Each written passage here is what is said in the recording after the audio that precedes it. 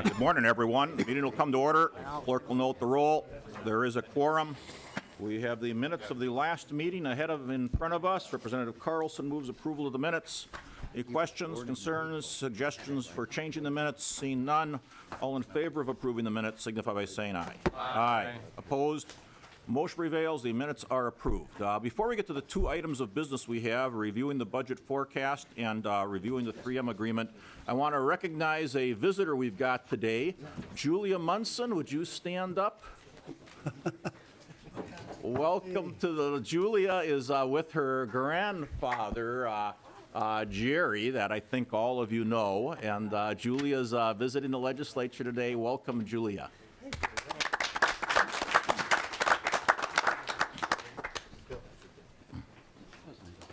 With that, Commissioner Franz, Director Kelly, State Economist Kolumbakidis, welcome to the Committee on Ways and Means, and please present the budget forecast. Thank you, Mr. Chair, and I appreciate the opportunity to be here today. So I'll get started right away with the slide deck. If you go to the first page, you can see that some of our comments and that we're going to be making today.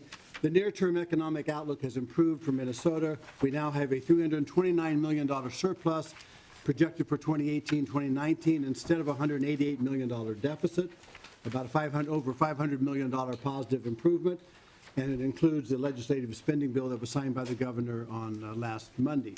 We also have some modest positive balances into the next biennium, $251 million for 2021. And the forecast obviously reflects some federal action that we'll be talking about both on the forecast side and both on the spending side. So if you go to the next page, I'm just going to walk you through the high-level numbers first, and then I'll let Professor Kolumbakidis discuss the economic forecast. You can see on this slide that down at the bottom, the $188 million surplus that we had last November, and now we have a $329 million surplus. Or did I say deficit? Yeah, you did. We had a $188 million deficit last November. Now we have a $329 million surplus, about a $500 million improvement. You can see from the lines that Professor Kolumbakidis will talk about the revenue line improving by $353 million, and Budget Director Kelly will talk about the reduction in spending of $167 million, which is a net number, because there are numbers that are going both ways. So if we're okay with that, I'll turn it over to Professor Kolumbakidis to walk through the forecast. Welcome, Professor Kolumbakidis. Thank you, Chair, members of the committee. I will start by talking a bit about the outlook for the U.S. economy and how that outlook has changed since we last prepared a forecast in November. I will then move to the Minnesota economy and finally to the changes in our revenue forecast.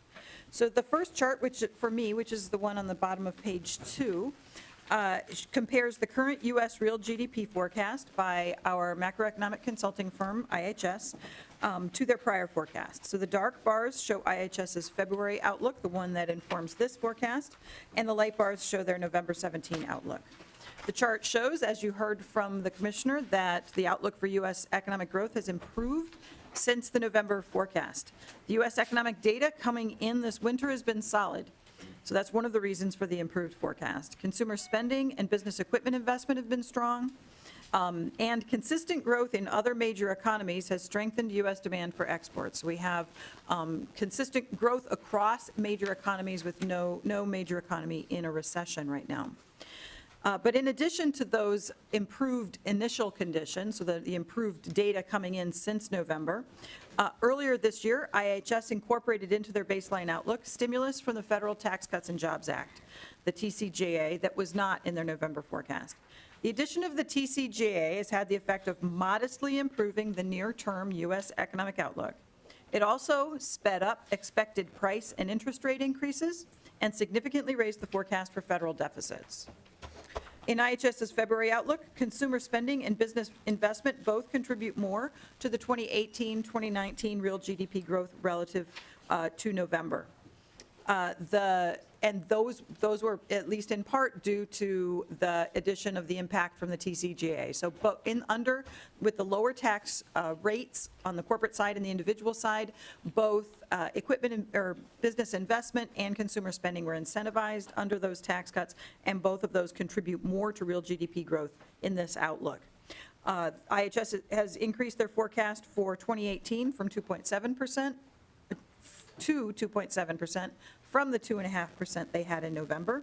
That 2.7% is expected to persist into 2019, and then it drops to 2.1% in 2020 and 1.9% in 21.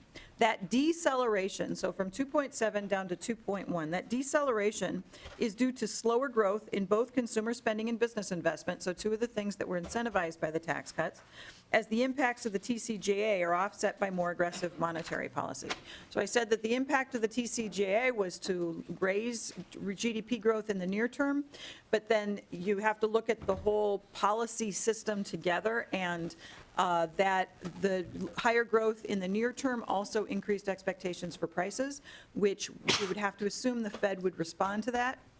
And the response is higher interest rates, and so the economy slows down back to around 2%. The next chart, the one at the top of page 3, shows growth in total U.S. real consumer spending. So this is one of the items that increased the real GDP growth outlook in the forecast, especially for 2018. So IHS expects consumer spending to remain the primary contributor to growth in the economy, as it has been throughout this recovery and expansion period, even as the pace of spending eventually slows.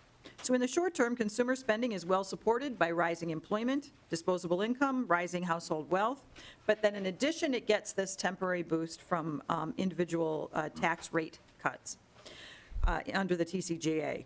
In this forecast, real consumer spending is expected to grow 2.9% this year, compared to 2.5% that they projected in November. The improved forecast continues into 2019, with projected growth at 2.4% relative to 2.2% in November. You'll see the impact of this improvement in our sales tax revenue forecast. To be clear, I show you the consumer spending forecast so that you get you can see the direction that the sales tax forecast might go, but you can't draw a direct correlation between the percentage changes from the November to February forecast for consumer spending directly to our sales tax forecast, because Minnesota taxes only a portion of total consumption that is measured here. Past 2019, however, IHS does not expect consumers to keep up the pace. They forecast a slowdown in real consumer spending in the years of our planning estimates. Spending growth is forecast to decelerate from 2.4% in 2019 to 2.1% in 2020.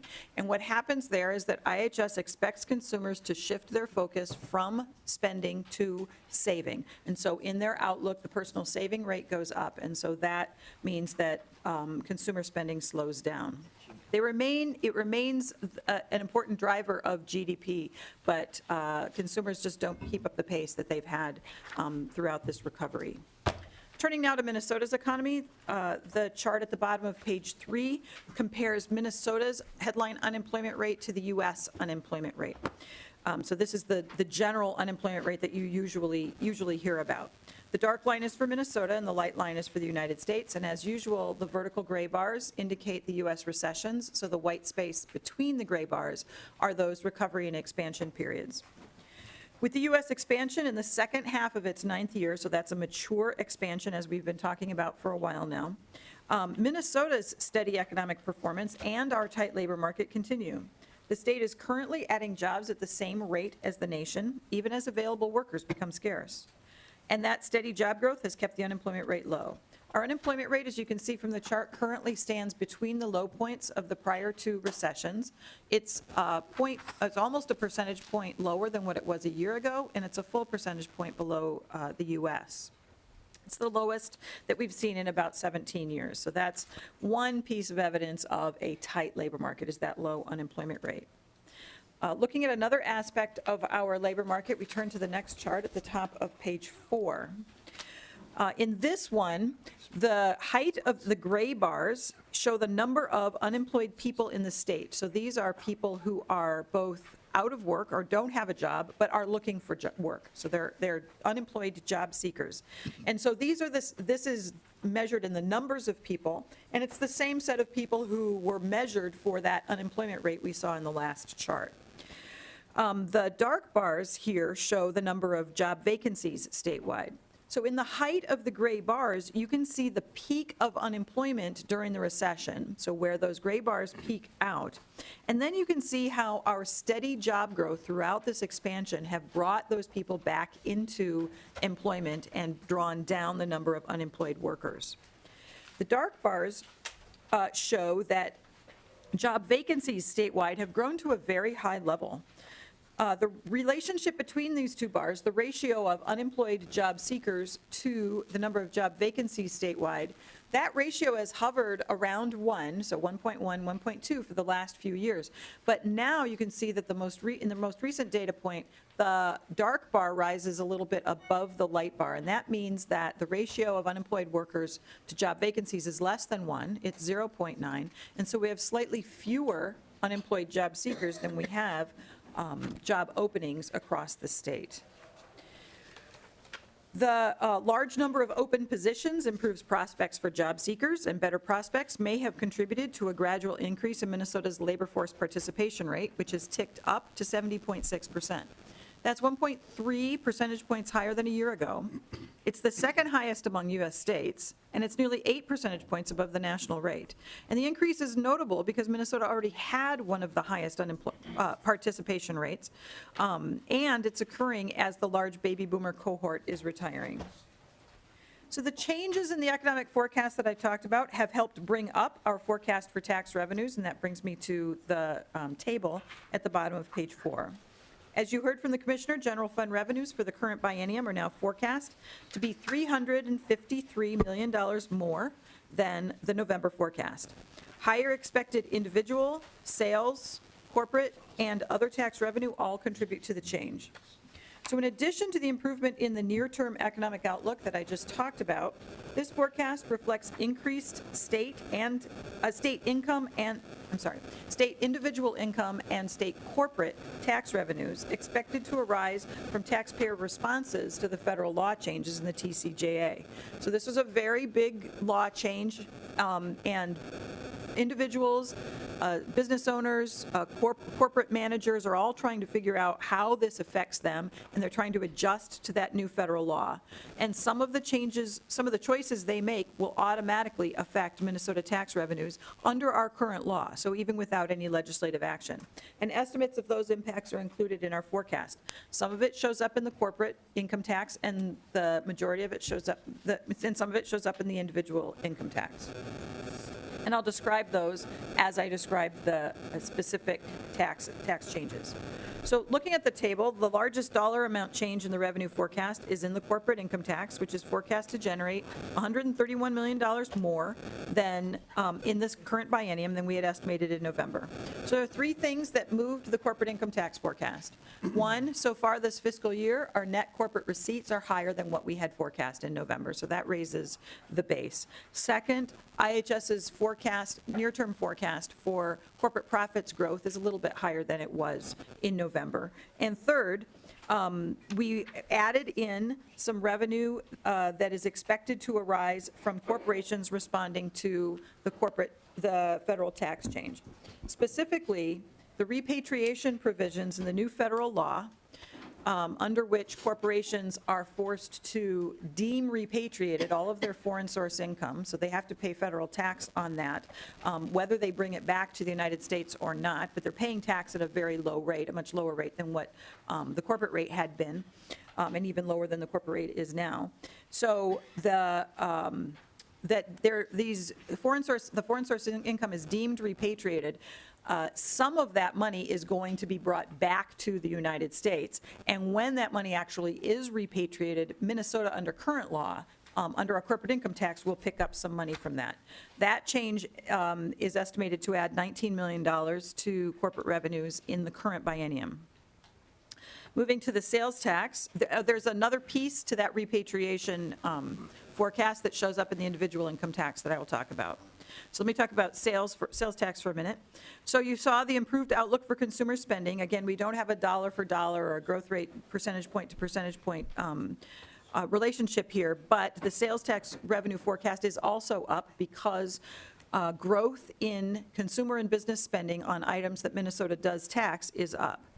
Sales tax revenue in the current biennium is now forecast to be $119 million more than what we had in November. And that's due to a higher forecast for taxable sales in both 2018 and 2019. So our taxable sales are expected to grow 1.1 percentage points faster in 2018 and 1.6 percentage points faster in 19 than what we had assumed in November. Okay, to the individual income tax. So individual income tax receipts in the current biennium are now forecast to be $25 million more than the prior estimate. So that's a relatively small change and smaller than some of you may have been expecting to see. But that's because it's the result of the sum of offsetting effects. Some of those effects raised the forecast relative to what we had in November, and some of them lowered the forecast relative to what we had in November. And on net, we have a $25 million change.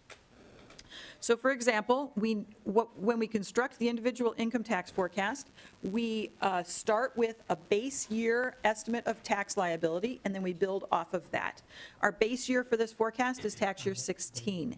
In November, we didn't know what tax year 16 liability was. We had to estimate it. But we now know that tax year 16 liability was lower than what we estimated in November. It's about $68 million. So that automatically takes, naively, that just takes $68 million out of each year of tax liability. So that lowered the forecast relative to November. We also, based on the fact that we had, for the first 3 quarters of tax year 17, we had low estimated tax payments, which are payments that people make on current year liability, typically if they have non-wage income. We had lower estimated payments than what we'd had a year prior, so no growth in estimated payments for those 3 quarters. And so we lowered the forecast for some of the growth in some of the items in non-wage income as a result of that. On the other side, or on the other hand, taxpayer responses to the TCJA are estimated to raise income tax revenue on net relative to our November forecast. So I said there's a flip side or a second piece to that corporate story. So when corporations under the Tax Cuts and Jobs Act have to deem repatriated all of their foreign source income and pay tax on it, they can now do what they wish with that money. And we assume that some portion of that money is going to be used to pay off debts, and some portion is going to be used to pay out additional dividends and to do additional share buybacks than what they would have done otherwise. And so when Minnesotans receive some of those additional dividends and some of the additional capital gains from share buybacks, their financial income increases and they will pay income tax on that. And so there's an increase in the income tax for that. Let me conclude by drawing your attention to some of the risks in the forecast. That's the top of page 5. So we talked about these taxpayer responses to federal tax cuts. As I said, this was a big change. Many of us are trying to figure out what our withholding, how much we should be withholding, and should we change change from individual to for professionals to being pass-through entities, and all sorts of other things, other behavior changes that people are making. So uncertainty remains about how people will respond to the changes and the impacts those changes have on both the economy and on state tax revenues. I talked about the fact that in this forecast, inflation rises from what has been previously low levels, and that IHS assumes some action by the Fed. But if inflation rises faster than expected, then the Fed will act more aggressively than expected, and that would slow real GDP growth down relative to what we have in this forecast. And one reason that could happen is that when you enact fiscal stimulus, such as tax cuts in the Tax Cuts and Jobs Act, and the $300 billion federal spending increases in the federal budget agreement, that stimulates economic growth late in the business cycle when the economy is at or near full employment, and that can cause more inflation than what we might have expected here. The current environment of consistent global growth, as I said, is a welcome environment for Minnesota's exporting sectors, including agriculture, mining, and manufacturing. But geopolitical events and U.S. trade policy missteps could threaten that climate and reduce overseas demand for the state's products.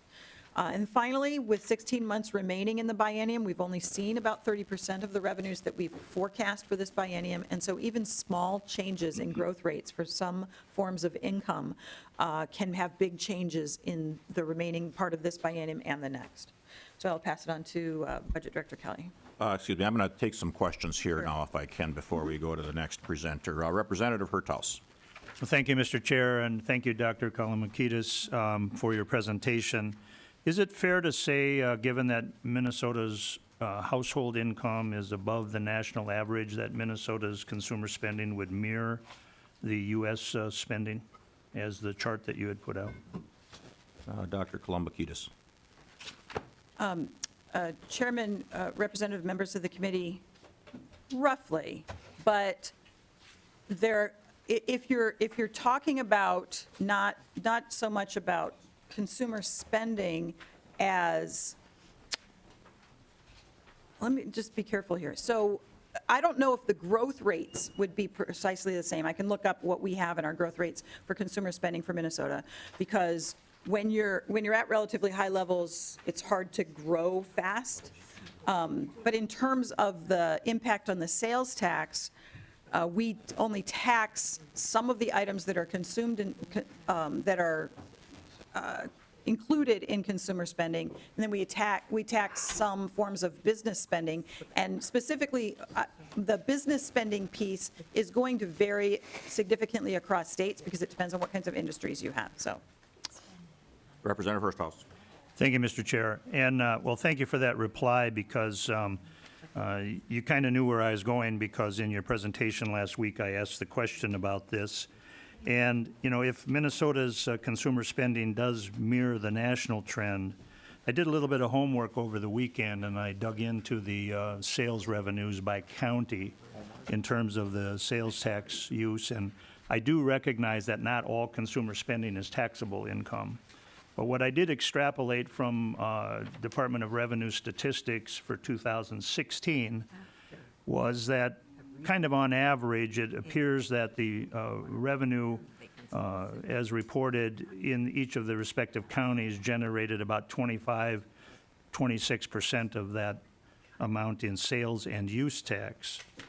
So if I were to extend that to the real consumer spending at the national level, that rate, and I applied it to your sales tax projection, that would be about $1.66 billion of revenue, and then discounting that for the actual taxable amount would suggest, I'm not saying it is, but it would suggest that that number should show an increase of about 25%. And the difference in your estimate is 119 million, which you reported this morning 1.1% growth. I rounded up to 1.2%.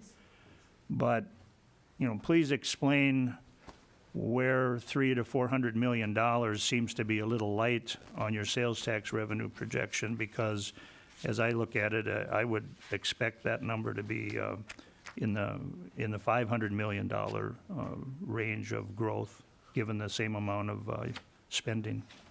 Dr. Kalamakidis. Mr. Chair, representative members of the committee.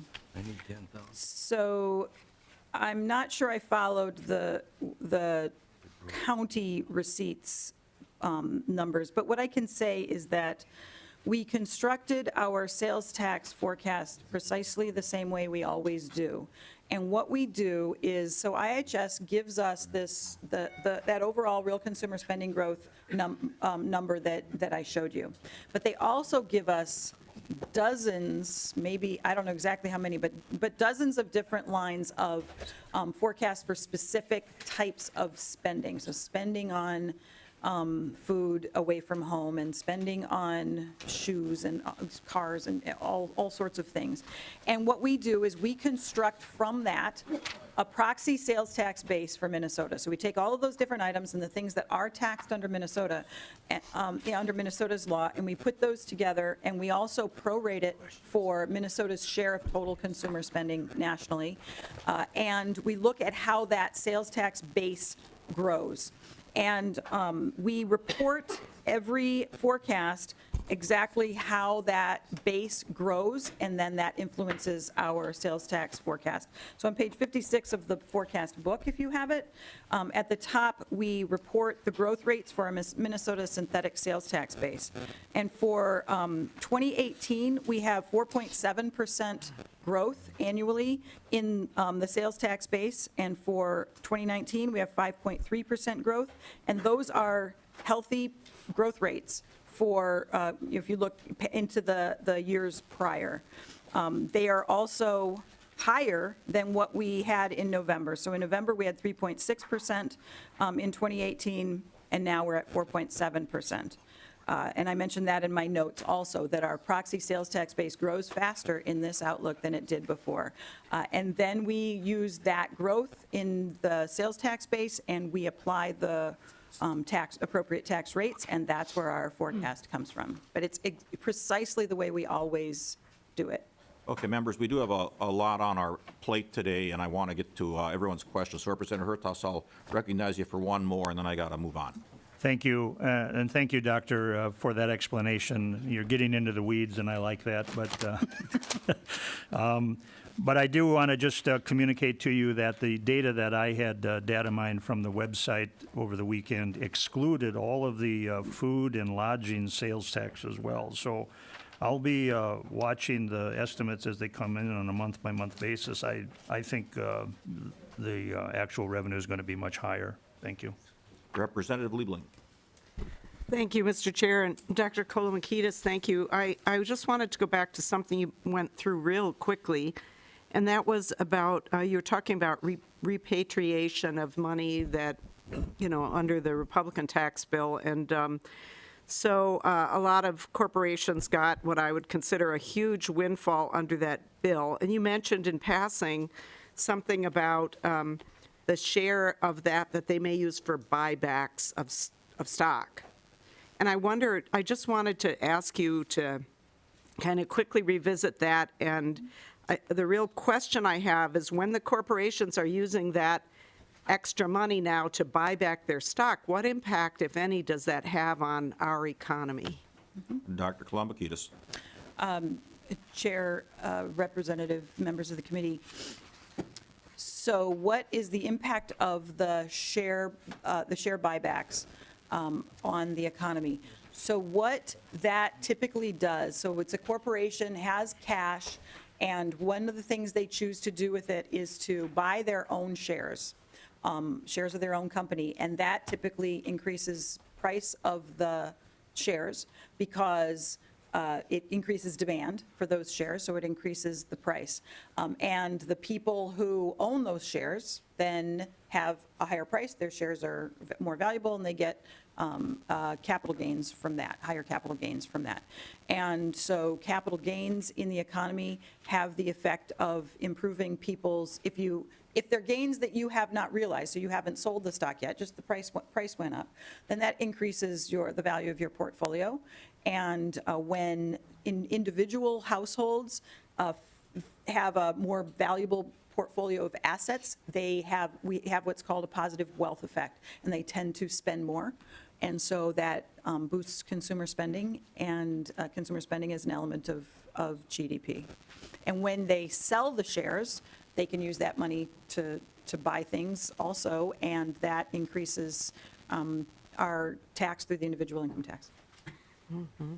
So One follow-up, yeah, Representative Liebling. thank you, Mr. Chair. I'll be quick. So from what you explained, so the value of that tends to go then to people who have a piece of the stock market. Mm-hmm. And the many people who don't own any stock are only, if they get any benefit from that, it sounds like, to the degree that the state gets some additional income tax revenue from that, maybe it goes to them that way, but there's no kind of direct more impact through the economy itself on those lower income folks who perhaps don't own any stocks. Dr. Kolomakidis, did you want to say something to that? I'll just say that, Mr. Chair, that I think that's correctly characterized. Everybody gets an impact, the indirect impact of increased economic growth through increased consumer spending, but otherwise, yes. Representative Hornstein. Yes, thank you, Mr. Chair. I was interested in your third bullet point on forecast risks, global growth and trade policy. And in light of what we've heard some pronouncements coming from the White House in recent days concerning trade policy, I'm wondering how dependent are we on foreign trade, particularly with Canada, and what are some of your initial takes on some of this more recent, over the last few days, trade war discussion? What impacts could that potentially have on our economy? Dr. Kolumbakidis. Mr. Chair, representative members of the committee, economists generally like trade because it allows geographic regions to specialize in the thing they're best at, sell that stuff, and then buy stuff from other people, and it makes, or other countries, and that makes, makes economic growth go better, grow faster.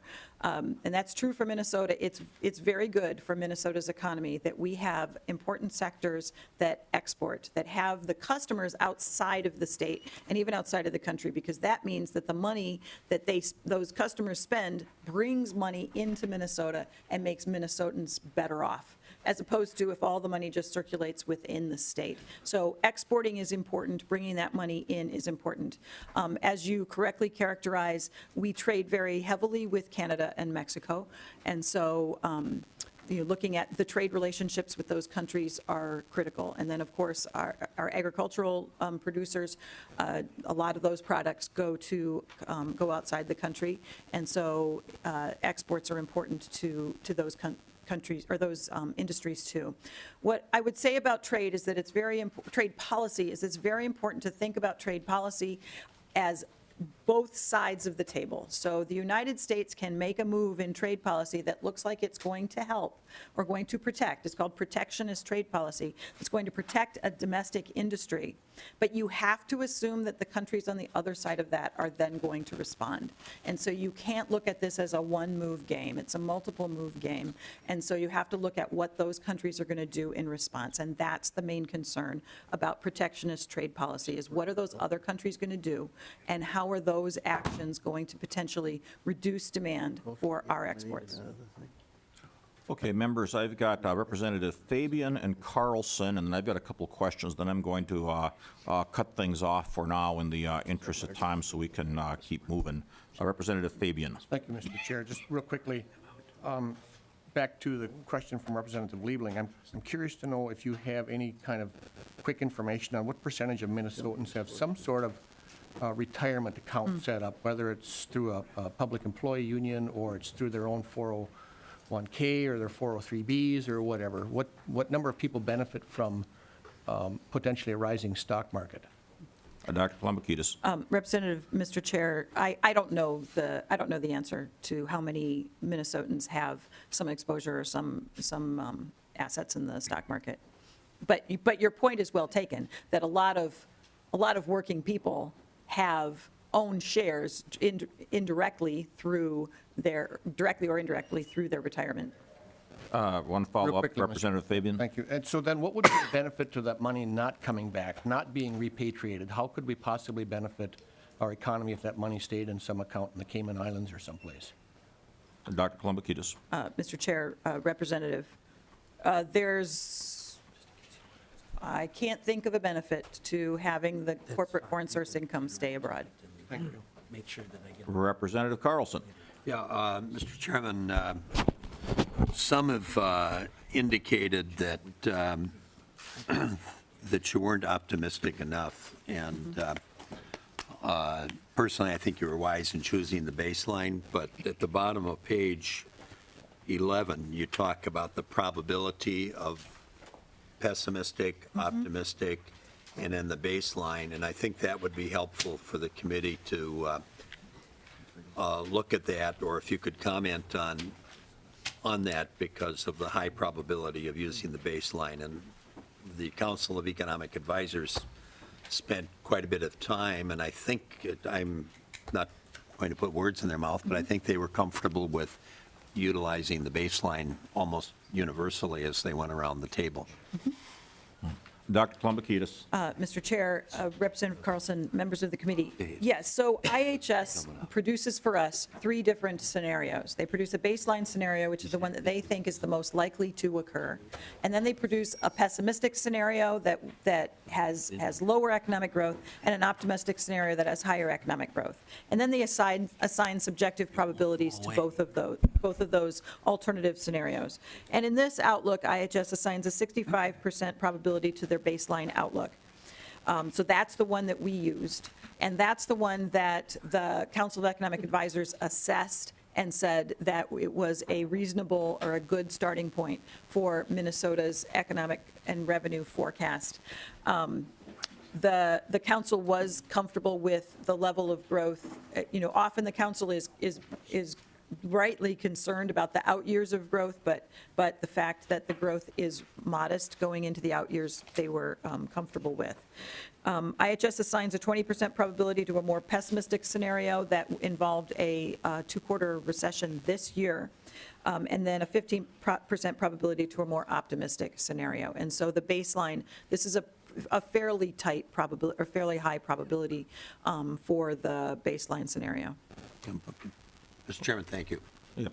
Dr. Plumbakidis, then a couple of questions I've got, if I can follow up a little bit with what Representative Carlson was saying.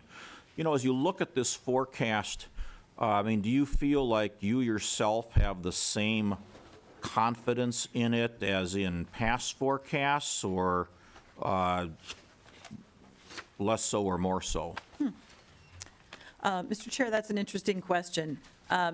I do feel comfortable with it. I think it was a good forecast for us to start with. And in particular, I'm comfortable with the fact that the higher growth that they have in the near-term outlook doesn't persist. It would have made me more anxious if they had the higher economic growth continue into the out years, especially when we're in a mature economic expansion. I would have been a little uncomfortable with that. So I'm comfortable with this scenario. I would say that we are operating now, in terms of forecasting the U.S. economy, we're operating under a high degree of policy uncertainty. And so that makes things really difficult to forecast, and not, even aside from the Tax Cuts and Jobs Act and what is that going to do exactly, but there are other policies that are in flux, like trade policy, still immigration policy, and how those things are going to affect the economy is uncertain, and so there's still a significant amount of risk. I would say it feels like it's less risky than the November outlook, because in the November outlook we didn't have the tax law in there, and now we do. And so, as the commissioner mentioned in the beginning, there are some questions that have been answered between November and now. Okay. And then, I don't know if this question is to you or to perhaps Commissioner France. Compared to the November forecast, or excuse me, if you look at 2018-19 versus 2020-21, we've got 251 million in 2020-21 versus the 329 million. And a big chunk of that is because the stadium reserve goes up from 27 million to 58 million. I guess, why is that? That seems, that's a lot more money than we've ever had in the stadium reserve before. You want to take that, Commissioner France? Yeah, Mr. Chair and members, what we're seeing is, as we've noticed the last several, I'd say two years at least, we've seen a growth in the Stadium Reserve Fund. And many of you will recall that what we did was we set up a special rainy day fund just for the stadium financing. So the idea of the Stadium Reserve Fund is to be there in the event that we need money to sustain the paying off the debt at the stadium financing authority. So what's happened, though, we've seen charitable gambling incomes or receipts have been going up the last several years, and they continue to project upward. And so the growth that we're seeing in the projected balance of the Stadium Reserve Fund is a realization of projection of continued growth. And also in 2021, we see Minneapolis for the first time, pursuant to the agreement, start paying, I think it's $20 million a year in support of this fund. So there's both a combination of growth in charitable gambling and the addition of $20 million, I think it's 2021, that the city of Minneapolis begins paying into the fund. And what is our annual payment for the stadium? We, that this reserve fund backs? Mr. Chair and members, we estimate it fluctuates somewhere around $50 million. We'd like to maintain at least a balance of about $50 million in this fund in order to sustain at least 1 year's worth of funding for the stadium. It's a little bit under 50 million. I don't know the exact number. All right, so we have, at this point, we're going to have more than a year's worth of payments in it. All right. Okay, and then Representative Detmer, do you have a question to that point? Yes, thank you, Mr. Chair. And Commissioner Franz, isn't it true that there's more funds coming in with the charitable gambling because they've been taxed more, they're higher rate of tax, and less money is being kept in the local communities for activities in the local communities? Is that why more money is coming in? One of the reasons? Commissioner Franz. Mr. Chair, members, well, the tax rate was set back in 2012, as you recall, as part of the stadium legislation, and that tax rate has not changed since then, as far as I'm aware of. So the growth really is the growth in charitable gambling receipts. Remember, we had, I think, 36.9 million in receipts, tax receipts per year in 2012, and that was established as the base. So any money, any revenue that came in above the 36.9 million per year became part of the stadium reserve fund. So what we're seeing is a growth in both, paper pull tabs and electronic gambling. So it really is an increase in the activity that's generating the more revenue. Okay. Mr. Chair, just a comment. You know, All right, yep, I've Representative Detmer. been working with the different community activities in my communities and also the charitable gambling, and they have some real big concerns about this issue. Less money is being kept in our communities. Thank you. And Dr. Kolumbakidis, another question I've got is, I understand that compared to the November forecast, the estate tax is up 45.6 million for 18-19, but it's down 58 million in 2021. So can you enlighten us as to why that might be? Did someone with a lot of money pass away, or we're expecting that, or what? Mr. Chair, it's not that. Right? It's that so it's up due to experience, due to history, so the base was up. And then it's lower, I believe, if I remember correctly, due to adjusting for the exclusion, the federal. Exemption? The exemption, yeah. Okay, all right. And then if I can go to page 31 on the forecast, you know, you've got wage income growing by 2.9% instead of 2.5%. You know, but you've had the non-wage income, you've really adjusted downward. I know you talked about this a little bit, and that's just based on experience. I mean, what do you think is happening that non-wage income is going down? I mean, is this evidence that we've got higher income people fleeing the state? Or is there some other explanation for why other income is going up, but non-wage income, which would be capital gains and such, traditionally earned by higher income people, is not keeping up? Mr. Chair, members of the committee, that's an interesting question, but let me be clear that wage income is going up, it's growing, and non-wage income is also growing at a decent clip in this outlook. It's just that we lowered our forecast for the growth for some forms of non-wage income relative to November. So it isn't declining, it's just some forms of non-wage income are not growing as fast as that we had them in November. Some forms are, like interest income, if I remember correctly, grows faster in this outlook. But the reason that outlook that non-wage income is growing more slowly in this forecast is consistent with our observations that the tax payments that people make on non-wage income, those estimated tax payments, grew slower than our forecast for the first 3 quarters of 17, and grew were lower than they were the year prior. And so that's something that we do not normally see. And so that made us think that there was something going on. What happened at the end of 17 is that we saw a bump in estimated payments, and so higher than expected. But at the end of 17, what happened was people knew that the Tax Cuts and Jobs Act was passing, that they were likely to lose deductibility of, or be limited on their deductibility for state income taxes, and so they accelerated their 2017, full 2017 liability payments into calendar year 17, instead of waiting until April 15th to pay it, because if they paid it in April 15th, they wouldn't be able to deduct it from the federal income tax. And so we saw an acceleration of payments into the end of 2017. So why did we interpret an increase in estimated payments in the last quarter of 17, not as necessarily that's a lot more non-wage income than we had expected? It could have been. There could be more non-wage income than we expected, but why did we interpret it as a shift? Two reasons. One, we know that the same thing happened in other states. So the question, is this something specific to Minnesota, people leaving Minnesota? No, the same phenomenon has occurred in other places. But in addition, the federal government saw low estimated payments throughout 2017, and there was no incentive to accelerate payments at the federal level.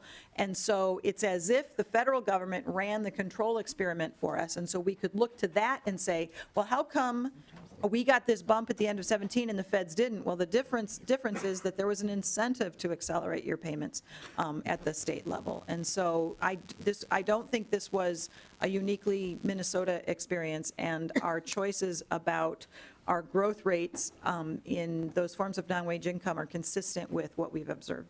Well, I think we're all going to be interested to see when the March 10th numbers come out, what February looks like, because of course there is the assumption, I do think that there is quite a bit of money that was shifted from when taxpayers would normally make their payment back to December and then January in particular, since we're on a cash basis and people that sent something in December 31st would see more money than in the state coffers in January. But it'll be interesting to see just how we track over the next few months and how much of a shift there really is, and you know, how much there maybe wasn't. You know, we have another item of business today, and I guess I don't want to cut you short, Commissioner or Budget Director Kelly, but do you have anything you briefly want to say about the forecast, since we have you here?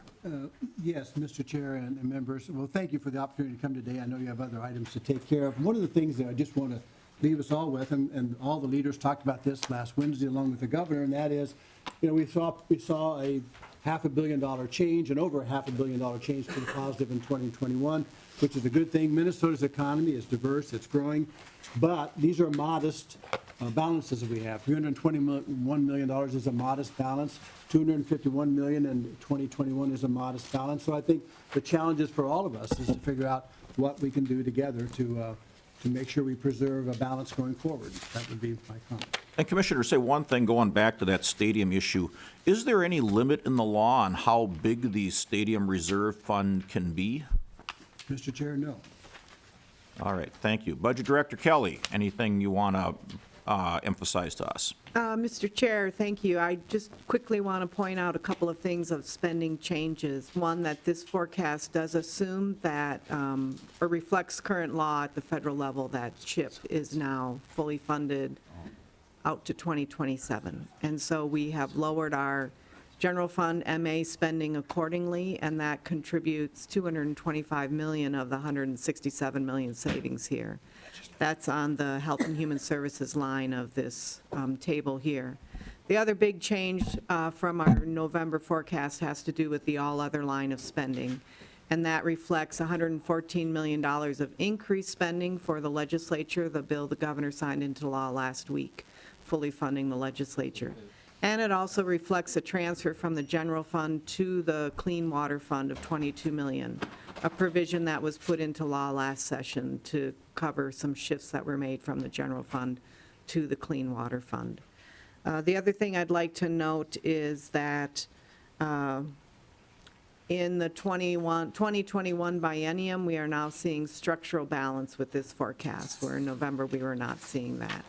So There is good forward progress with this forecast. Revenues are growing at 3.7% compared to spending at 2.2%. We still have significant inflationary pressures on that small structural balance. Thank you. One last question then. Representative Garofalo.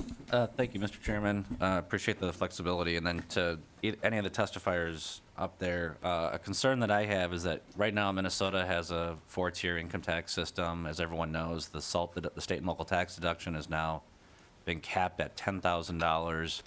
And this has the effect of essentially being a 5th income tax tier on Minnesota taxpayers. The efficacy or whether it was a good idea to put a 4th tier in place or not is a separate matter. At least we can all agree that that money would be staying in Minnesota. With this change, with the $10,000 cap on salt, there's extra costs but no benefit to our state. And I'm concerned that this is providing yet another incentive for wealthy individuals to migrate. Is my concern justified or not?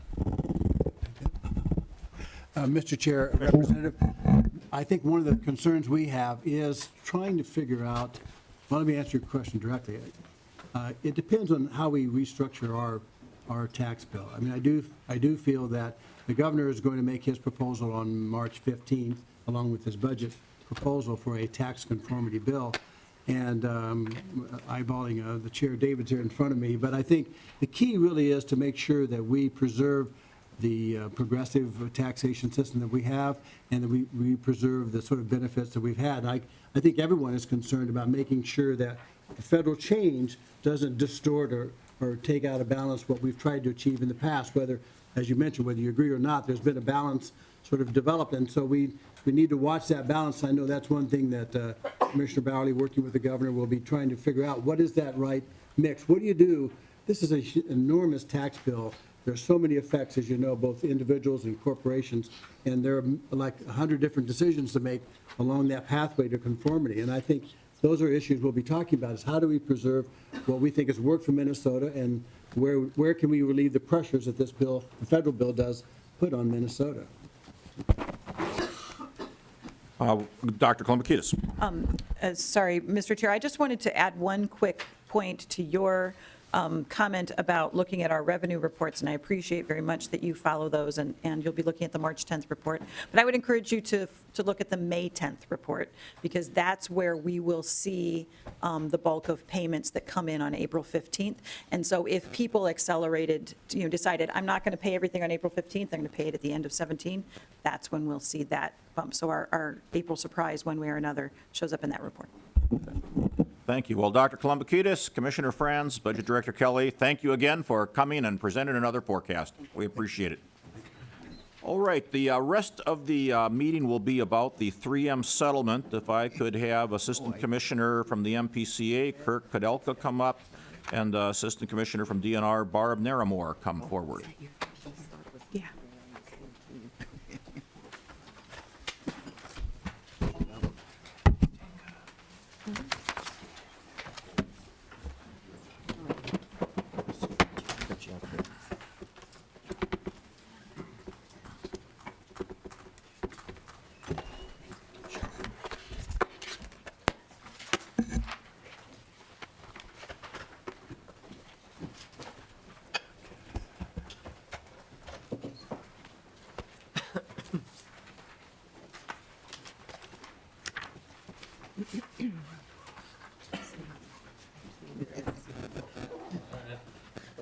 Wearing the team color. See? Oh, well. It is pretty.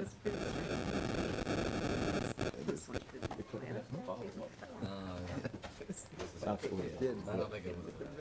I think I got one.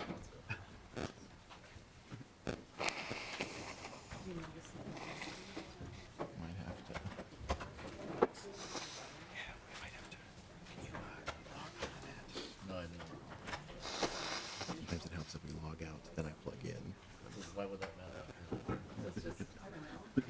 Yeah, yeah.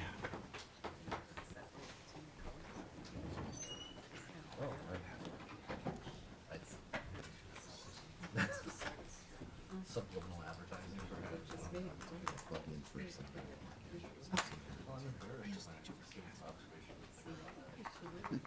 Yeah. excuse us as we're working on the technical difficulties here. Yeah, I just. That's okay. Paul's like a spring training. I'm working my baseball kids really. I guess no. I know none of the guys here. What? I couldn't have told you anything about anything. Brad's had a tie on? Oh, yes. Yeah. The moonwalking with,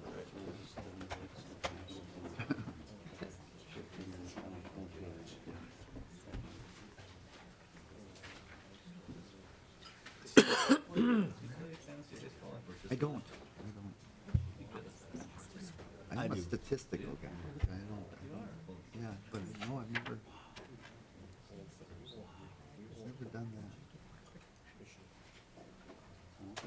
I have a feeling if I was 30 years younger and had started when I would have been into it big time.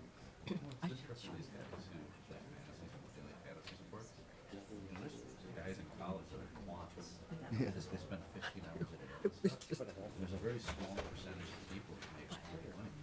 Because it's all analytics, it's all just data. And these guys Mr. Kennedy, how are you doing? We could just take an oral presentation without the slides. We're almost there. All right. they always say that. It's always a lie. You get up there and fix it. I know. Mr. IT. Yeah, I don't work at computers. He does more analytics.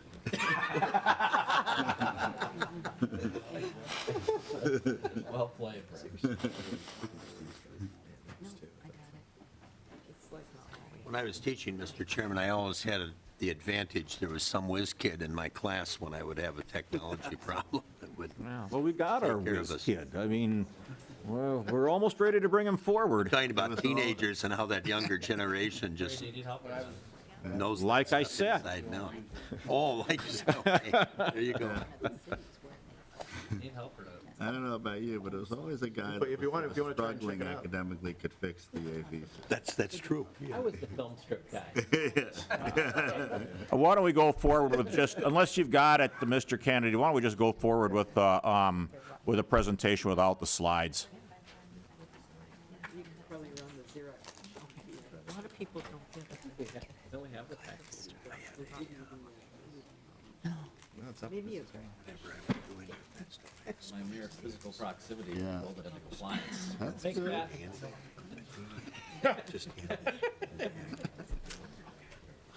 He could fix it. Our guy would. Are we ready? All right, well, Commissioners, welcome to the committee. You know, I've had a number of requests to hear a little bit more about this $850 million settlement, and I know I've got a few questions on it, too, to make sure that, you know, the money goes to the people that it needs to go to. And so if you could give us just a brief run-through of the settlement, and then I know that a number of members have some questions about it. Who wants to go first? Okay, Commissioner Kudelka, is that the way I pronounce it? Correct. Thank you, sir. Mr. Chair and committee members, thank you for having us. My name is Kirk Kudelka. I'm an Assistant Commissioner with the Minnesota Pollution Control Agency and our land issues. And I'm Barb Narramore, Assistant Commissioner at the Minnesota Department of Natural Resources. Welcome to the Committee on Ways and Means. Thank you. I'd just like to start off a little bit about the 3M Natural Resources Damage Settlement, to talk about how this allows us to fundamentally change how we deal with PFCs, contamination in the East Metropolitan area when it comes to providing clean drinking water. Previously, we had to focus on a Band-Aid approach.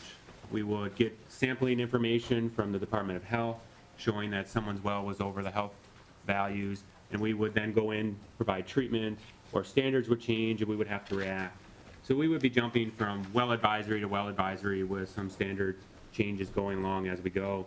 That's how Superfund works. With this, with natural resources damages, we really have the opportunity to look at this at a long-term, holistic approach and be able to provide these communities with drinking water that's clean and reliable. Just a very brief history of PFCs in the metropolitan area, because these dates come back in regards to the settlement, and we could spend much more time on PFCs, but just on a high level, PFCs are a chemical that were developed and produced by 3M in the 1940s. They were used to make products like Scotchgard and Teflon. The thing about PFCs, they're very persistent in the environment. That's one of the factors that make them so troublesome. The other is that they're toxic, and number 3 is they bioaccumulate in fish, wildlife, and humans. The other term we'll use quite often is the East Metropolitan Area. And we have a fact sheet out, a general fact sheet that kind of shows a map, but just as you visualize, for those that know Washington County, think of the communities of Oakdale, Lake Elmo, West Lakeland, and then Afton, and then south being Woodbury, Cottage Grove, Newport, St. Paul Park, and the Great Cloud Island Township. Those are the communities we're looking at when we talk about the East Metropolitan Area, because we'll be talking about quite a bit. In general, this started in 2002 when 3M informed the state that PFCs was found in their production wells in Cottage Grove. And that started the MPCA's oversight using the Superfund authorities and state law, working with the company to do additional sampling and really learn more about where the waste was disposed of and the concentrations within the groundwater.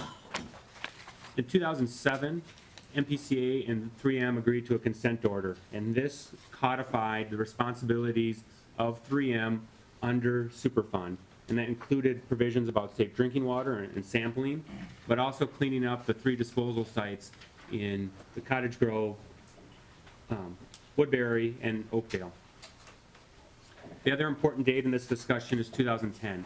That's the date the Attorney General filed the natural resources damage lawsuit on behalf of the state and the trustees, which are the Minnesota Pollution Control Agency and the Department of Natural Resources.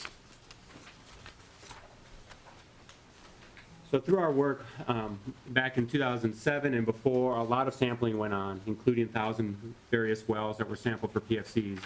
But by the beginning of 2016, we kind of had a leveling off spot where we had 100 carbon treatment systems at residence, and they're granular activated carbon systems. Just in case I slip into acronyms, GAC, that's what I'll be referring to. And we were keeping an eye on over 200 additional residential wells. These are ones with high levels, but not over the Department of Health's values at this point. But in 16 and 17, we really had a change. Increasing research on PFCs were coming in, and EPA and Department of Health were looking at these and lowered the drinking water health values twice.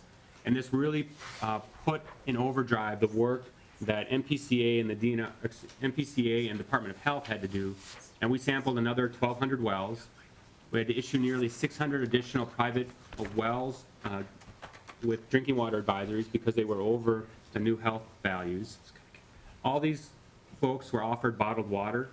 And for those private homes, we also then work with them to provide a home treatment system, a carbon treatment system. And we had 470 of those that have agreed so far to that, and we've had 385 installed. Mr. Kadelka, if I could interrupt you a second.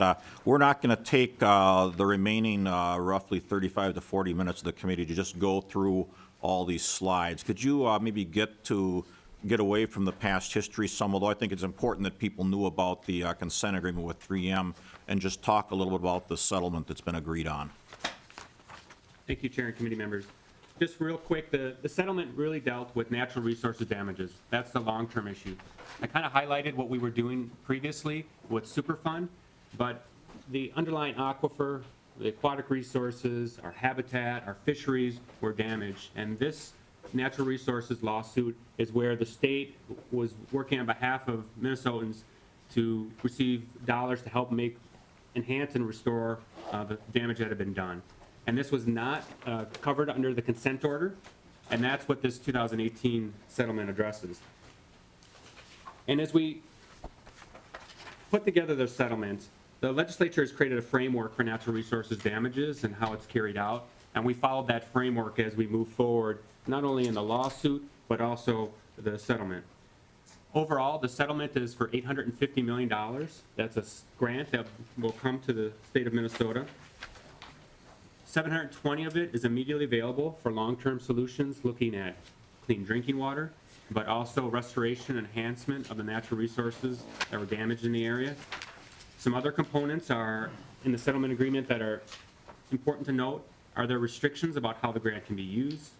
There's a strong expectation for community participation.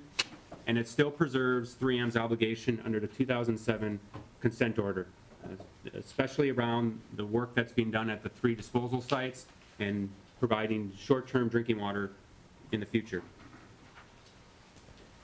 The first priority that the agreement outlines how the money can be used is, as I mentioned, to ensure clean drinking water to meet the future and current needs of these communities. Again, here are the list of those communities. It's important to note it includes these communities, but not limited to, because as we continue to do sampling, we may still find that PFCs are impacting other communities, and this settlement is to help address those communities also. It's not just a snapshot in time. The way this could be done is a number of ways. One is we could work on larger treatment systems for the communities and hook up homes where there's enough density to municipal systems. Or we could look at alternative drinking water sources, whether that's other aquifers that are not contaminated or the Mississippi River or other surface waters. We'd also be working with those individual homes that are not close enough to municipal hookup so that they would have a carbon treatment system in their house. The other part of this is really repairing the underlying aquifer, and that's going to also be done through water conservation. There is a limited amount of water available in this area, and these communities are looking to grow, and they have been restricted because of the contamination, so we want to address those issues. That includes preserving open spaces to help recharge the underlying aquifer. The second priority deals with enhancing and restoring natural resources. And this is not only in the East Metropolitan area, but those areas that are downstream of the Mississippi and St. Croix rivers, because the damage has the potential to move beyond those cities' boundaries. As we look at opportunities here, we'd be thinking about protecting fish and wildlife habitat and increasing access to outdoor recreations that have opportunities that have been restricted because of the contamination. The way the agreement is set up, all 720 is made available right away. The first priority are those clean drinking water systems, but because this is a natural resources damage lawsuit, we also believed it was important that there would be dollars to start immediately to work on the restoration enhancement of those damages at the same time. And that's where you'll see the settlement specifically talks about $20 million being available for that. There's not a clear line that X dollars goes to priority 1 and X dollars go to priority 2, but that will be worked on as we create a slate of projects with the communities. There are a couple other expenses mentioned in the agreement. The first is $125 million for the settlement for the outside counsel that helped bring this lawsuit forward and ultimately arrived in the settlement. The next item is $4.5 million about to help with reimbursements from 2017 costs under the 2007 consent order. These are costs that the city of Cottage Grove had to incur because of building temporary buildings for the drinking water treatment systems we had to build. We also have rental of carbon treatment systems for 2 well locations, and also we need change out of those carbon filtration systems. To just give you the size of these, think of large bulk milk tanks. These are the size of the carbon filtration systems that are being used in Cottage Grove. And we have a number of them that are housed at 2 locations to make sure that the city of Cottage Grove has water that does not exceed the Department of Health's values. The other small expense is $300,000, a little over $300,000 for MPCA and DNR assessments of the damages. This is work that was done early on in the process to be reimbursed. And that's when you hear the the $850 million number, and then minus these expenses is where we get to the 720 that is available for those earlier priorities. As I noted, we were very conscious of how the legislature has set up the system for natural resources damages, and I would just like to highlight that you were handed out more details in this slide on the financial framework, including the legislative authority and how this is all set up. But real briefly, Go ahead, because I've got some questions on that. any settlements for natural resources under Minnesota Statute 115B.17, subdivision 7, notes that these dollars must be deposited within the remediation fund. And that's what, when we do get the $850 from 3M, that's where we will deposit those dollars. The funds can be have been statutorily appropriated to the agencies to carry out the work. And those authorities are under 116.155, subdivision 2, and 115D.20 under subdivision 2, paragraphs 2 and 4. And this allows for the agency to access these dollars for these restricted uses to be able to carry out the projects that are noted in the settlement agreement. Well, Commissioner Kudelka, I want to ask a little bit about that, because I want to make sure that this money does in fact get to the people that need it and is spent for the purposes that it should be spent. Now, I've got a copy of the settlement agreement here, and it says on the very first page that the money is going to be deposited into something called the, quote, 3M Grant for Water Quality and Sustainability Fund. Now, I don't believe any such fund exists or has been established by the legislature, and I'm wondering if that's something that we then need to set up in order to facilitate this agreement that was made. And I guess I'd like to ask our nonpartisan research, either Mr. Sullivan or Mr. Marks, first of all, I guess, is there such a account in existence, and if there isn't, can this money be spent, since the settlement agreement says it has to go into this particular account? Mr. Marks? Mr. Chair, members, there's currently no such account in the accounting system, or account by that name. And I think the discussion of this has evolved over the time period since the settlement was released, and that what is being proposed in these documents is a dedicated appropriation within the remediation fund, which is sort of like creating an account, but not exactly an account. Not an account in the way we would think of accounts, such as there is also the dry cleaner account within the remediation fund. That dry cleaner account's established in statute and has its own statutory appropriation on it. This is being kept within what's defined in statute as the general portion of the remediation fund, and is defined in the materials that we've received today as the 3M Water Quality and Sustainability Dedicated Appropriation, rather than using the terminology dedicated appropriation rather than account. Well, Mr. Marks, I mean, does an agency have authority under law to set up a new fund?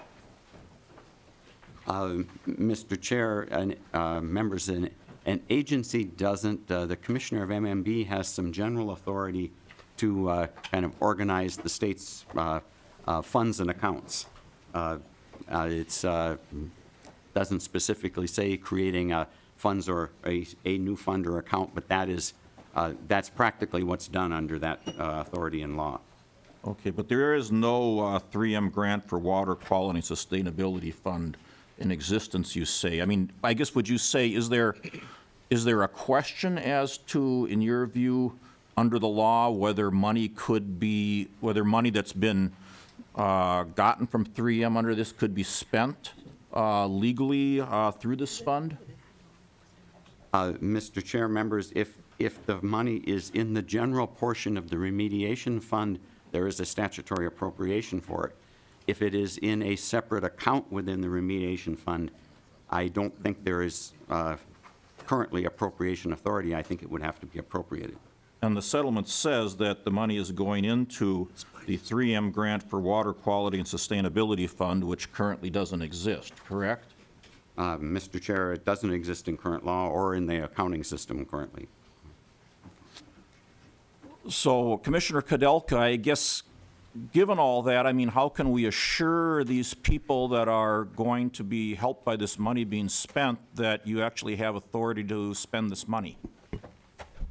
Mr. Chair and committee members, as Mr. Marks outlined, the agencies have the statutory authority given by the legislature to use dollars from the remediation fund to spend on projects like this. We believe, working with the MPCA, DNR, MMB, and the AG's office, we do have those authorities. The paragraph 13 that you're referring to is a name of something, and we have named our appropriations in that way. And so we do believe there is the authority. I know on our back of our fact sheet, we have an outline of exactly how the money would flow, and we intend to set up the appropriations as noted for tracking. So as soon as the $850 is deposited with the states, there will be a clear pathway that everyone can see how the dollars are used. Well, I guess, Commissioner, I'm concerned about this because you have a specific fund, in fact, it's enclosed in quotations, that's named on the very front page of the settlement. It doesn't exist. You're saying the money needs to be spent out of that fund. You don't have legal authority to create that fund. I guess and it may be something that perhaps there's some gray areas here that could be argued, but there's an awful lot depending on this money being spent. And, I guess I just wonder if maybe we don't need to look at doing something this session to create this fund and help facilitate it and make sure that there isn't any doubt about the ability to get this money to the people that it needs to get to. Because at least to me, it certainly seems to be a gray area at the least. Representative Fabian. Thank you, Mr. Chair. To both of the testifiers, on the flow chart that you mentioned, kind of in the center, under the $850 million, and below that, it says approximately $4.5 million transfer, and then there's a $300,000 transfer. And both of those have to do with reimbursing DNR and MPCA. I'm curious to know, what are the expenses that DNR and MPCA has incurred that would require reimbursement? Commissioner Kudelka. Mr. Chair and committee members, I'll take the first piece there, the $4.5 million. These are activities that MPCA carried out under the 2007 consent order, and they included working with the city of Cottage Grove to provide those granular activated carbon systems for their temporary drinking water system. It includes the cost that we incurred for changing out the carbon there. There's sampling of private wells. We installed a number of treatment systems in private homes. Those are all the costs that we're looking at here. In addition, about $2 million of these dollars will be going to the city of Cottage Grove. They put a lot of money up front to help build the housing for these systems, and it is to reimburse it to them. Recently, we have signed a joint powers agreement with the city to allow for that money to be reimbursed. So those are activities that we have incurred expenses already in those categories. Representative Fabian. Thank you, Mr. Chair. And then, Commissioner Kudelka, I fully understand and support reimbursing the costs of things that you've purchased and have given to the cities. What I'm concerned about, members, all throughout the agreement, is it appears to me that there's a great deal of latitude for the agencies to be able to charge for their administrative costs back against this fund. Is that correct? And including, did you have administrative costs in the 4.5 and the 300,000? Commissioner Kudelka. Mr. Chair and committee members, for the 4.5, there were some costs that were outlined in the agreement that 3M agreed to in the 2007 consent order. Moving forward on terms of administrative costs, we have been focusing right now on setting up a financial system, working on communications. We have not worked on yet what the administrative needs to carry out this are. We've been focusing more on having those initial conversations with the communities. While there will be some need for resources for that, our intent is to make sure that it is as small as possible to carry out the activities as we work together with the local units of government to implement the agreement. Representative Fabian. Thank you, Mr. Chair. Well, members, as I expressed in our Environment Committee hearing that we had on this, my number one concern is that the dollars that are being put into this fund are dollars that actually get out to projects on the ground in that area. I have some significant concerns about administrative costs being charged back to the fund by the state agencies. And we need to make sure that we set up some guardrails around this money so that the money is going to be used as it was intended to upgrade water treatment and all those other sorts of things, and to allow for the agencies to be able to charge back for administrative costs, to me is unacceptable, especially in light of, and I'm sure that the testifiers would agree that we had a budget last spring that fully funded the agencies. Is that not true? Commissioner Kudelka. Mr. Chair and committee members, the budget that was passed last year, there are a number of Superfund projects that have costs across the state that need to be carried out by the state. If the state agencies were not allowed to use any portion of these dollars for the activities of implementing the agreement, we would have to, we would be put in a situation where other uses of the remediation fund would have to be diminished as a result to cover those costs. And we want to make sure that there is that balance to allow for other important projects, cleanup sites across the state are carried out along with this important work. Our first priority too is to get these dollars into the communities to carry out the work that's needed. All right. Do you have something else, Well, I do. Representative Fabian? Because I've got a bunch of people that want to ask Okay. Well, questions. just real quickly, I'm still extremely concerned. I'm not sure that I appreciate the answer necessarily, but we need to make sure that we keep a close eye on this and we get this done right so that the people out in the East Metro get the stuff that they need. I'm also concerned about when is this project done? Because Commissioner Kudelka just said, well, we could use this money for other projects around the state. I find that unacceptable. Thank you. Commissioner Kudelka. Mr. Chair and committee members, just to clarify, these dollars cannot be used for other projects outside the state. I was referring to the remediation fund, that if we had to use dollars from that fund that is going towards other projects to carry out this agreement, we would be using money on those projects, just to clarify. Thank you. Well, Commissioner, though, if I look at page 4 of the settlement agreement, item C, it says, as the third highest priority, if any portion of the grant remains after the DNR and MPCA have reasonably achieved their goals, the MPCA and/or the DNR shall utilize the grant to fund residual statewide water resources, habitat restoration, open space preservation, recreation improvements, and other sustainability projects. It looks to me like you have authority to spend money around the state. Mr. Chair? Yes, Commissioner Normore. Yes, thank you. I was actually going to see if I could offer that same clarification. I think Assistant Commissioner Kudelka was referring or trying to avoid any confusion with his reference to the other projects under the remediation fund. But you absolutely correctly point out that under the terms of the settlement agreement, the first priority is the drinking water and groundwater sustainability piece in the East Metro. The second priority, the other natural resource damages within the East Metro. That third tier priority that you just referenced is essentially, we needed to have in the settlement agreement a way to wind this down and dispose appropriately of any remaining funds should everything reasonably be achieved under priorities 1 and 2. And so the agreement among the parties was that the most appropriate use of those funds would be for similar kinds of work elsewhere in the state. All right, Representative Wagenius. Thank you, Mr. Chairman. I have 2 quick questions.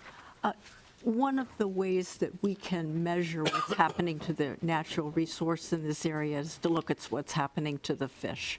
So we have good baseline data that showed back in the early 2000s that fish in this area had more PFCs than any place else in the world. Do you have data now that you can show us about how fish are doing, and will you be providing that data as we go along so we know what is happening? Commissioner Merrimore.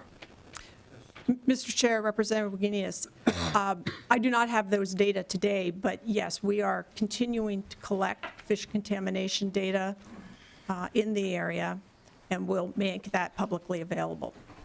Thank you. And Representative Wagenius. Thank you. Having it publicly available is the important part. Thank you. When you talked to us in the Environment Committee, you said that 3M is doing some cleanup of water now and putting the PFCs that they are cleaning up into a lined landfill. You did not tell us which lined landfill that was. Commissioner Kudelka. Mr. Chair and committee members, after the consent agreement in 2007, there were 3 disposal sites that were dug up the materials and was brought to a landfill, SKB landfill in Rosemont. We are working on additional documentation for that question that we have that we'll provide to the full committee that explains more on the design of the landfill and everything else as requested in committee. We're just pulling that data together for you. Mr. Chair. Representative Wagenius. Thank you. The reason I bring this up is we're now disposing of a hazardous waste in a non-hazardous waste landfill in Minnesota. And I'm sure this is a lined landfill, but we have no history to know what happens after many years. Is this an experiment? Lined landfills are an experiment. We hope they work. But how long is that plastic going to last? We don't know. So it troubles me greatly that we are not putting this waste into a hazardous waste landfill where it seems that that's where it belongs. I mean, that's future liability. Let's look out for, let's not have this repeat. And Commissioner Kudelka or Commissioner Naramore, I guess, are you satisfied with the safety of the landfill that will be or the landfills that are holding this, that they will be safe, to Representative Wagenius's question? Mr. Chair and committee members, we are. This was the material that was dug up and a number of years ago. There's not any new excavation that's being done. This is a isolated cell within a larger SKB complex that's designed to hazardous waste specifications, although it is not technically a hazardous waste landfill. Representative Wagenius. What about the waste that now is being created as 3M is cleaning up water? Where is that going? Mr. Kudelka. Mr. Chair and committee members, 3M has a number of pump and treat sites around its disposals, and those are then cleaned up at their production facility and used in their processes. What does, I don't understand what that means. Commissioner. Mr. Chair and committee members, they use a large amount of water for their systems, and so it is cleaned up and then used throughout the system where they need water, whether it's, I'm not familiar enough with 3M systems to explain exactly what systems are using it in, but it is cleaned up and then used so that we don't have to pump out additional clean groundwater for their systems. Okay, yeah, one last question, Representative Wagenius. That was not my question. I'm not worried about the water. I'm worried about what they are taking out of the water. Where is that going? Commissioner Kudelka. Mr. Chair and committee members, the filters in that would have to be handled in an appropriate manner. We can get back to you on exactly where 3M takes those materials. We do need to know that. Okay, members, we're going up to 12 o'clock or getting closer to that. I do think there's quite a few members that have questions here, so I'm going to probably extend us to maybe 12:15, just so you know. I think people still have time to grab a bite to eat between their next committee meeting if they need to. I've got Representatives Garofalo, Torkelson, Drazkowski, and Hillstrom. Representative Garofalo. Thank you, Mr. Chairman. To the testifiers, just to clarify, what statutory authorization will you be seeking this session to expend these funds and use them? Commissioner Kudelka. Mr. Chair and committee members, the legislature has provided the agency ability for statutory appropriations already to use these funds as we do other cleanup sites. Mr. Chairman? Representative Garofalo. Originally, to the testifiers, the lawsuit was from the amount of $5 billion. In the event that this settlement was $5 billion, would you have that same view? Commissioner Kudelka. Yes, Commissioner Kudelka. Mr. Chair and committee members, the framework we're using is the one that has been set up by the legislature. We have smaller projects that come in and are utilized in this manner. If there were larger settlements, they would be utilized in a similar manner as defined by the legislature. Representative Garofalo. Thank you, Mr. Chairman and members. And I think obviously there's concerns on both sides of the aisle with this view of what current statute is. This is not This is not about PFCs. It's not about cleaning up pollution. This is about who decides and who makes decisions with public money. And I respect the fact that agencies and executive branches of both parties want to circumvent the legislature, but I don't want to speak for my friends on the other side of the aisle, but obviously that sort of strategy and tactic, there's nothing new about it, but this view is problematic. Representative Torkelson. Thank you, Mr. Chair. My question relates to the relationship between the settlement and the consent order spending that's going on. I understand the consent order work will continue. Does this settlement replace any of that work? And if in the future we satisfy the first priority of this settlement, will that also satisfy any additional spending needed through the consent order process? Commissioner Kudelka. Mr. Chair and committee members, a very good question. So the consent order has a number of key components, and I'll start with the 3M disposal sites we talked about earlier. They're doing pump and treat there. Under the agreement that was signed earlier last month, those costs are still covered by 3M under the 2007 consent order, those remedial costs. The agreement talks about how it works in conjunction in terms of providing alternative drinking water, safe drinking water. And the agreement talks about for a period of 5 years, up to $40 million that would continue to come under the consent order for temporary drinking water systems. And when we refer to that, we're referring to, for instance, the city of Cottage Grove, where they have a temporary system on the municipality. Those would continue to be covered under the consent order. The other situation is a private well owner that may have a system installed in their home that would be allowed to continue. Those costs, if we were eventually going to hook them up to a municipality, would be covered under the consent order.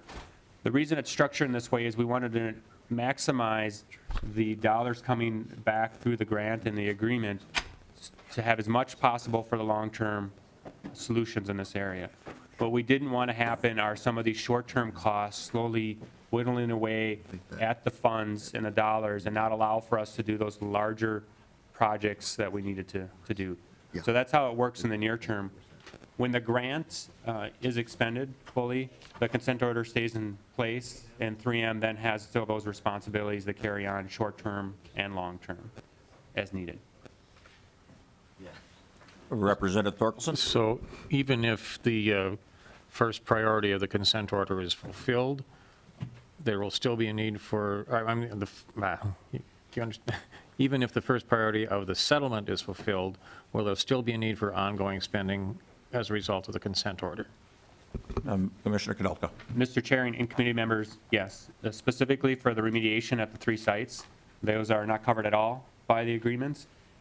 After the agreement and the grant dollars are gone, if there are other things that come up, we find a new well that may need work taken care of, those would still be the responsibility of the company, 3M. Well, so I guess, Commissioner, to that question, so then you have 3 priorities in the settlement here. And you've got $720 million to spend. Let's say that you satisfy priority 1 and building new treatment plants and such, and you satisfy priority 2 in the other things that are listed in the settlement agreement. Let's say you've got $100 million left over, which I understand can be spent around the state on all sorts of other projects that necessarily don't have anything to do with PFCs. You're saying that 3M will still be required to be paying out money on the consent agreement, even though you've got, let's say, $100 million that you're spending elsewhere around the state on other things.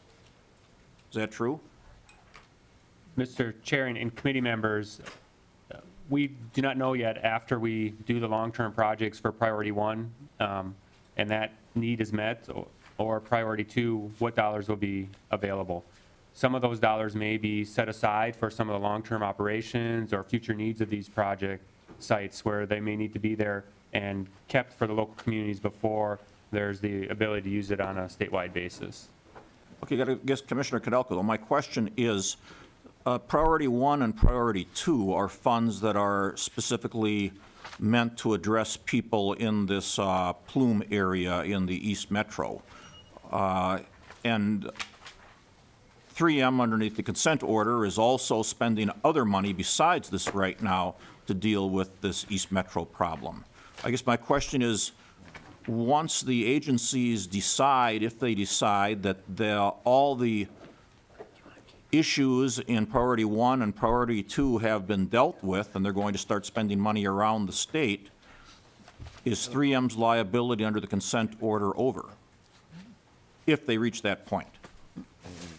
Mr. Chair and committee members, the consent order and the agreement notes that we will periodically review the consent order, but there are a number of activities that are under the consent order that are not eligible at all under the agreement, such as remediation of those 3 disposal sites.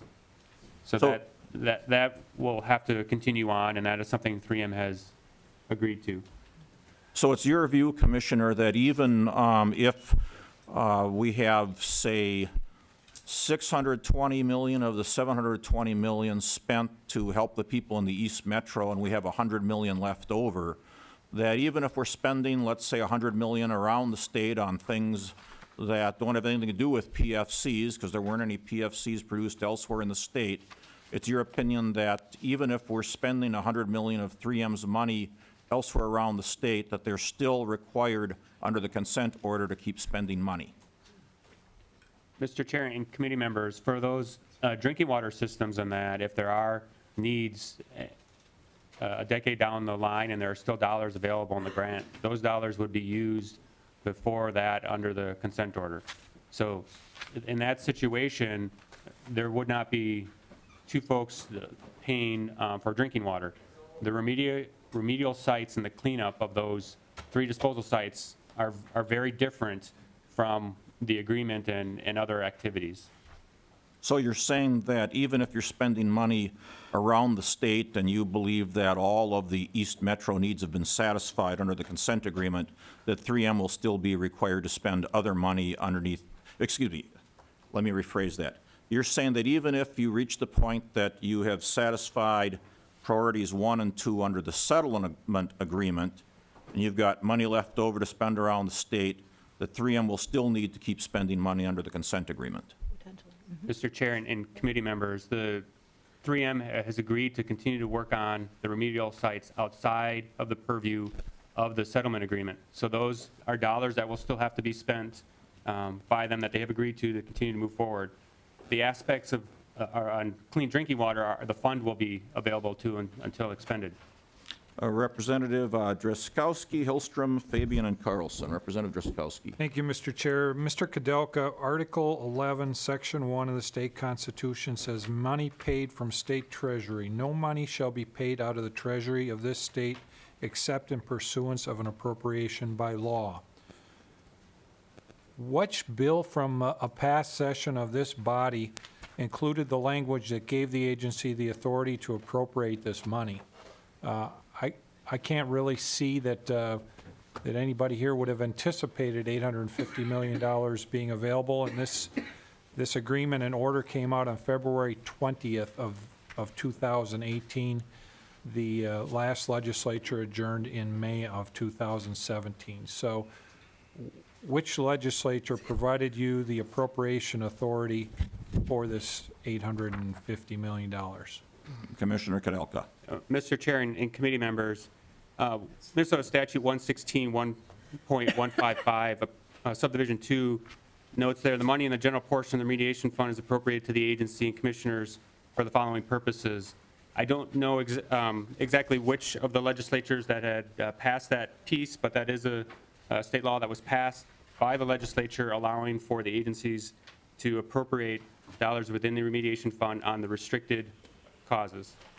So, Mr. Chair. Representative Driscoski. So, Mr. Chair, Mr. Kudelka, the agency is reading that to mean that any money that the agency comes upon that they've got authority to spend. That's what it sounds like to me. We've heard staff say there's not even an account created by the legislature for this money, not to mention the fact that the legislature couldn't anticipate the money coming in the first place. Your interpretation then, Mr. Kudelka, is the agency, any money you come upon, you've got the authority to spend? Is that how you're interpreting that law? Commissioner Kudelka. Mr. Chair and committee members, the term any money is incorrect. It's talking about specifically revenues that are deposited within the remediation fund and only select revenues are deposited in there through the system set up by the legislature. Last question or I'm comment, out of questions. Representative Gostkowski. I'm out of questions, Mr. Chair. Mr. Chair, members, I think we need to take a much deeper exploration of this. This doesn't seem to be consistent with our Constitution, and as staff has pointed out, we don't even have an account in place for this. I can't see how the legislature anticipated $850 million coming into this account. We obviously did not provide appropriation authority. Thank you, Mr. Chair. Representative Hillstrom. Thank you, Mr. Chair. Let me start by making it clear that the court retains authority over this settlement.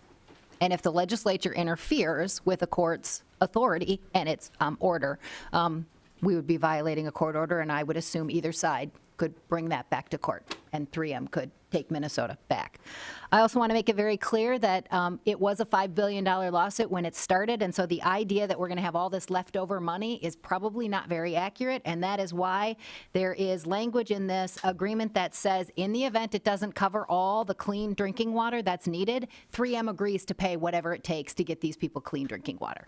So it could be more, if the problem is more.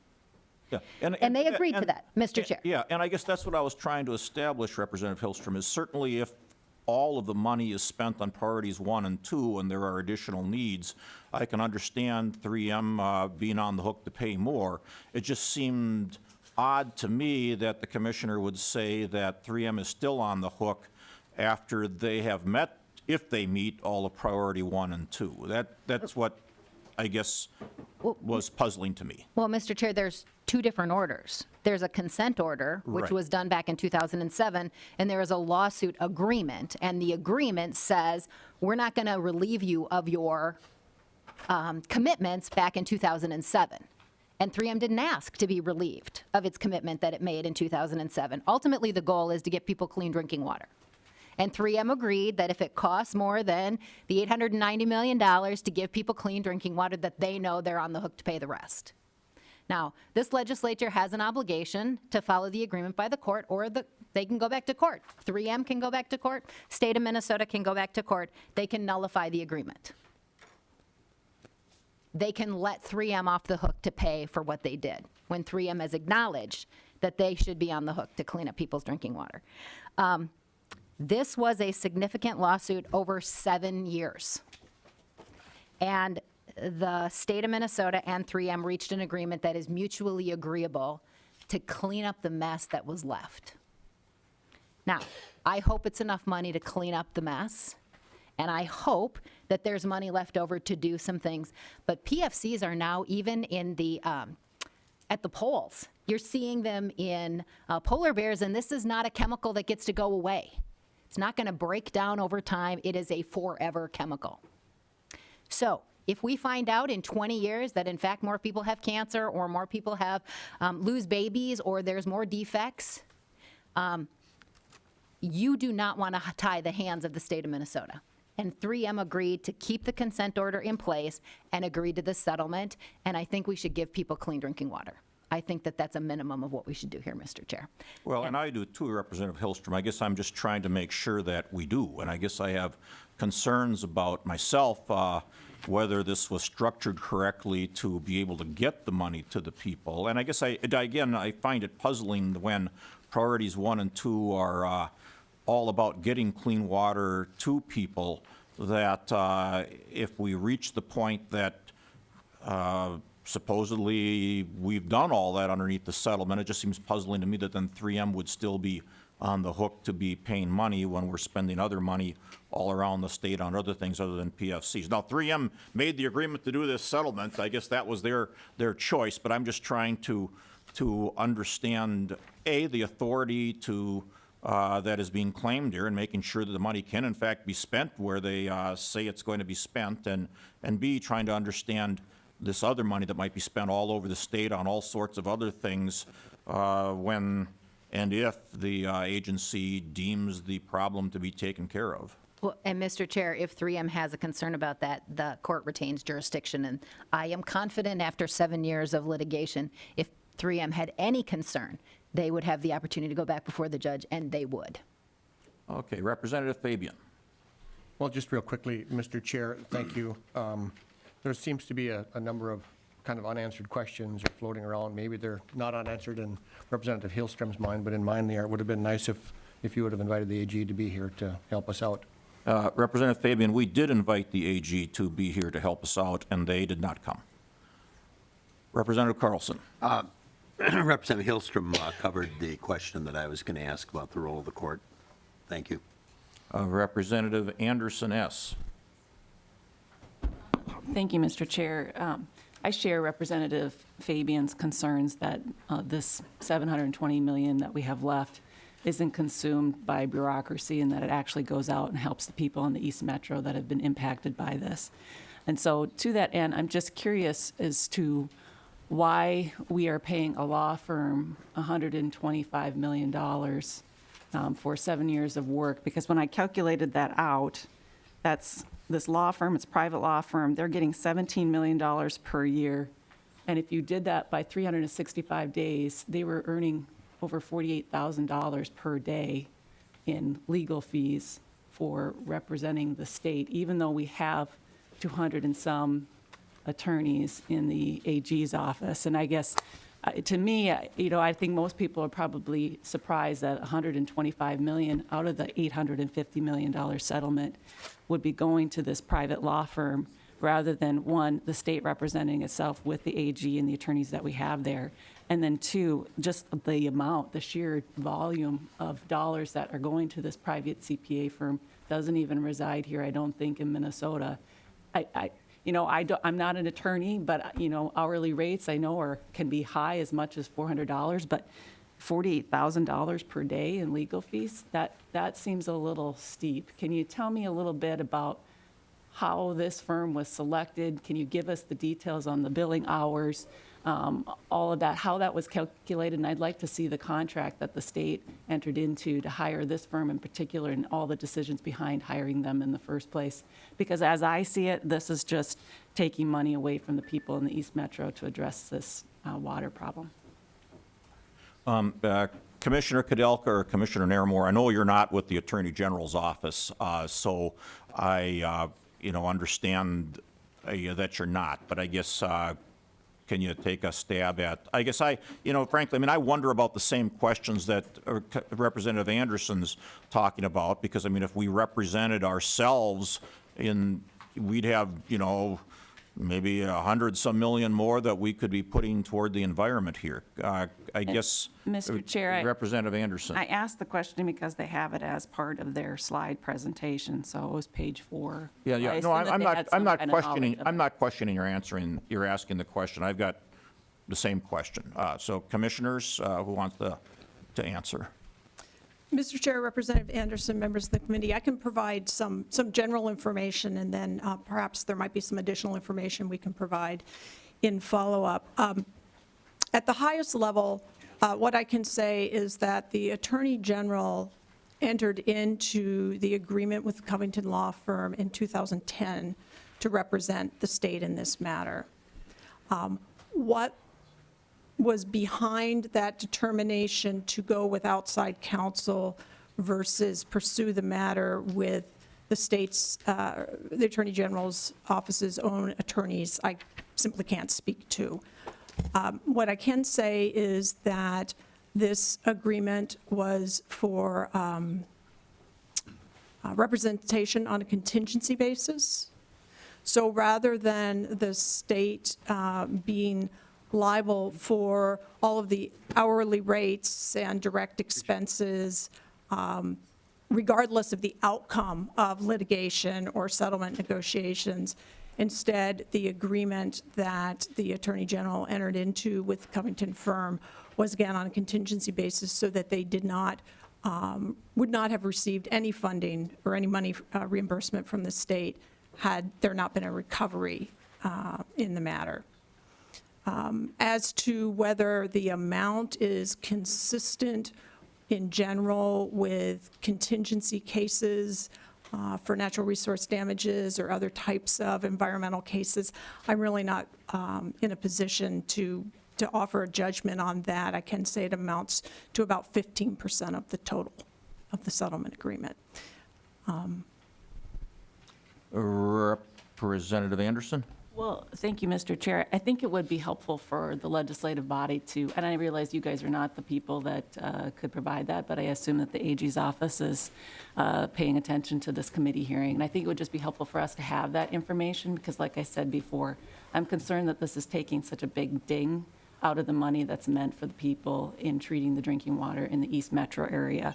And I just think overall, you know, I don't think that this should be the route that the state pursues in the future because I see this as a huge detriment to Minnesotans of the state, so.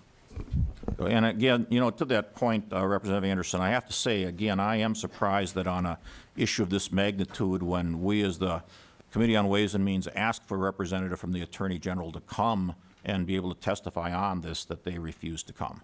Representative Hillstrom.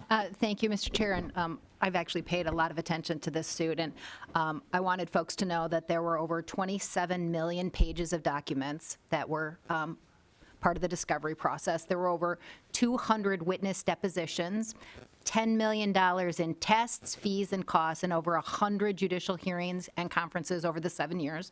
And there was 1,600 court filings, and then the final nonstop negotiation lasted over 22 hours. So that is about the scope of just a small snapshot of what this case involved as I've been watching it over the last 7 years. Okay, well, members, we are past time to adjourn. I want to thank both commissioners for coming. I think this is a very important issue. I guess I wonder if we're not going to have to pass some legislation to make sure we get the money to the right people here that have been hurt, but we'll be considering that further. With that, members, thank you again. Commissioners, thank you. We are adjourned.